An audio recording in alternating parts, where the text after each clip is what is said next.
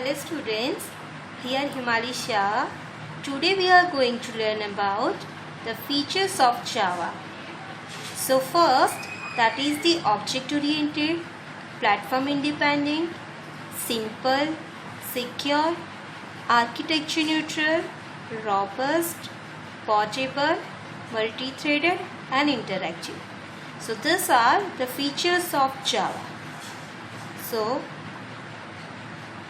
first, that is the object oriented, right? Object oriented programming language, as we know, Java is object oriented programming language, right? And C++, that is also object oriented programming language. So object oriented, that means what? We have also seen in previous lecture, object oriented means we have to follow the object and class. So in object oriented, we have to see about the class, object. Another features of object oriented, that is the inheritance and polymorphism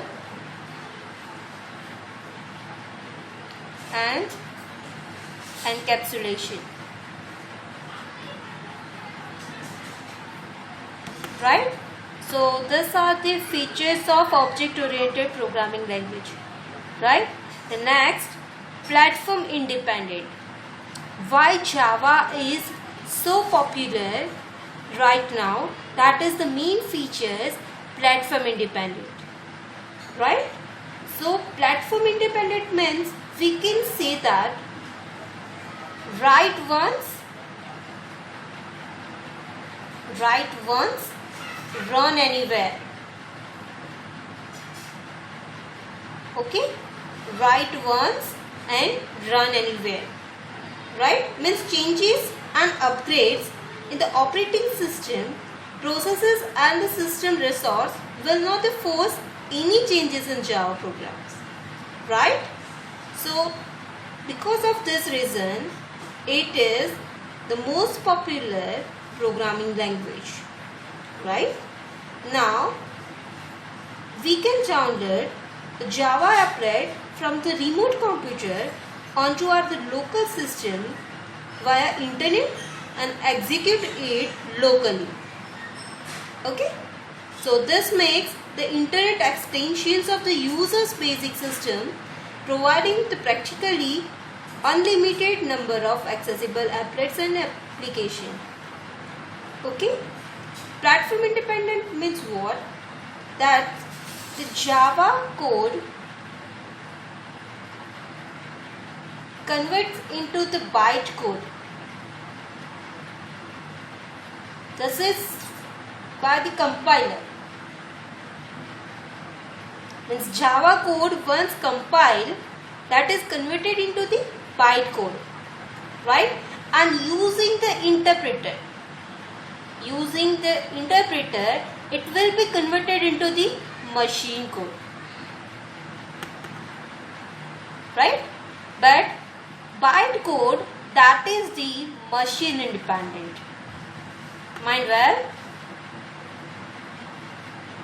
byte code, that is the machine independent. Okay, got it? So that's why the platform independent Java is called, right? Best example, if I want to run the Windows code, I have write one program in Windows, right? And if I want to run the particular program in Mac, right? Then I can easily run on the Mac. Why? Because there is one JVM, that is the Java Virtual Machine, right? On that particular object, that is a program converted into the byte code, and byte code can easily run on that particular JVM. Understood? So this is the most important features of Java, right? Now next, simple. Why Java is simple? Right? So Java is simple and the small language. Right? Many features of C and C++ that either redundant or unreliable code are not a part of Java. Right? Java doesn't support, main reason, Java doesn't support the pointers. Right? And Java also doesn't support the header files. Header files.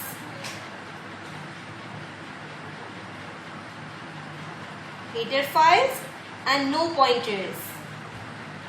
So this is the main reason why we can say Java is simple. Right? Now the second, secure. So why Java is secure? The main reason we have seen, that is a pointer. We are not using pointer in Java. Right? So we cannot access the memory directly. And if we are not using the memory directly, so we can say that Java is secure. Right? Understood? Java is secure. Right? And Java system not only to verify all the memory access, but also ensure that no viruses are communicated with the applet. That is also reason why Java is secure. Right? The next, architecture neutral. Architecture neutral, why? Because there is no implementations of dependent feature. Right? For example, that is the size of primitive type. Right? So we don't have set any size of primitive type. That's why architecture neutral is called Java. Right? The next, the robust. Why Java is robust? It provided many significance of ensure the reliable code. It has the strict compile time and run time to checking for the data types. Mainly, it is called as robust, right? So mainly there is the garbage collection,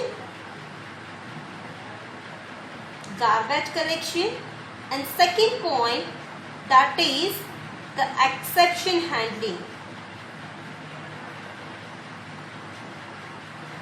Right?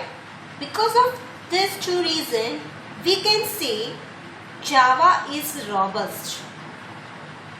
Now, it is designed as a garbage collector language to relieving the programmers virtually all memory management problems. Right? And it also supports the exception handling, means we can eliminate any risk of the crashing of system, right? And we can solve any error, or we can catch the errors, right? Later on we are seeing the exception handling later on, but these are the most two significant features of Java. That's why it is called as robust. Right? The next, that is the portable. Java ensures that the portability in the two ways. First, the Java compiles and generates the bytecode. We have seen already the bytecode instruction that can be implemented on any machine. Right? So we can say that any program I can run on any system. So that's why it is called as a portable. Got it, my point? Okay. Then next, multi-threaded and interactive. Multi-threaded means what? That is the handling the multiple tasks simultaneously, right? So multiple task means multitasking we have already learned. Multitasking means what? The two particular tasks, that is we can consider the P1 and P2. These two tasks are continuously simultaneously run. Parallelly we can say. Parallelly we can say. Right? So that's why it is called as a multitasking. But now what is the meaning of the multi-threaded? It means one process is bifurcated into the two, T1 and T2, means the parts. So we can say these are the threads. Okay? So these are the threads. These are the threads. Okay? Now, so these are the threads are running in the simultaneously. Right? So we can say Java support the multi-threaded program.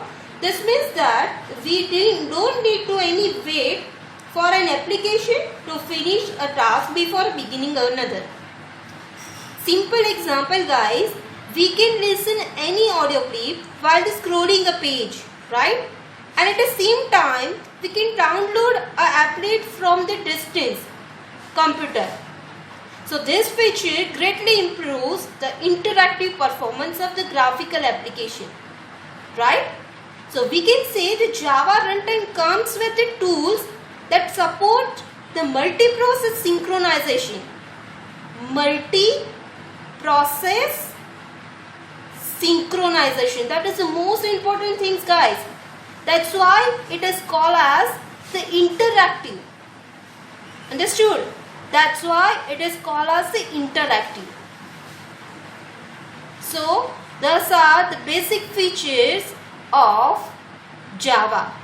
And yes, you can also add the compiled and the interpreted. Compiled and interpreted. This is also the feature of Java guys.